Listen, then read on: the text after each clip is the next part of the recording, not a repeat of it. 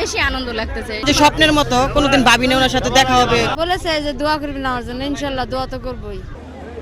মাননীয় প্রধানমন্ত্রীর নিকট থেকে ফ্যামিলি কার্ড গ্রহণ করছেন বেগম জ্যোৎস্না। কার্ডটা পেয়ে অনেক খুশি। আমাদের এই কার্ডটা দেওয়ার জন্য মাননীয় প্রধানমন্ত্রীকে অনেক ধন্যবাদ। এটার জন্য খুবই খুশি ভাইয়া। বাসায় আসলে তেমন কিছু করা হয় না, ঈদ উপলক্ষে মানে ঈদের থেকেও বেশি আনন্দ লাগতেছে। এক কথাই বললে অনেক সুবিধা হবে, যেহেতু বাচ্চা থাকে, নিজের পার্সোনালিটি কিছু খরচ থাকে, সব কিছু মিলে ভালোই। আমাদের ছেলে মেয়েকে পড়ালেখা করাতে পারবো, আমরা অসুখ বিসুখ হলে এটা দিয়ে করতে পারবো, ঘরে সংসারের জন্য কিছুটা স্বামী হেল্প করতে পারবো। এটার জন্য অনেক অনেক ধন্যবাদ। যে স্বপ্নের মতো কোনোদিন ভাবিনি ওনার সাথে দেখা হবে বা কার্ড ওনার হাতে থেকে পাবো, এই আমরা অনেক খুশি। হ্যাঁ পাইছি। তারেক রহমানের সাথে দেখা হয়েছে প্রধানমন্ত্রীর সাথে, কি বলেছে, কিছু বলেছে? বলেছে যে দোয়া করবেন আমার জন্য, ইনশাআল্লাহ দোয়া তো করবই।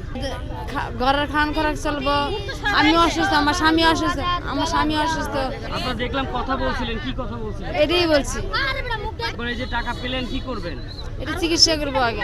গরিবের জন্য পিছে দাঁড়াইছে, গরিবের সাহায্য করতেছে, এরকম যেন সবাই সাহায্য করে, এতটুকু আমি তার জন্য সারা জীবন দোয়া করে যাবো।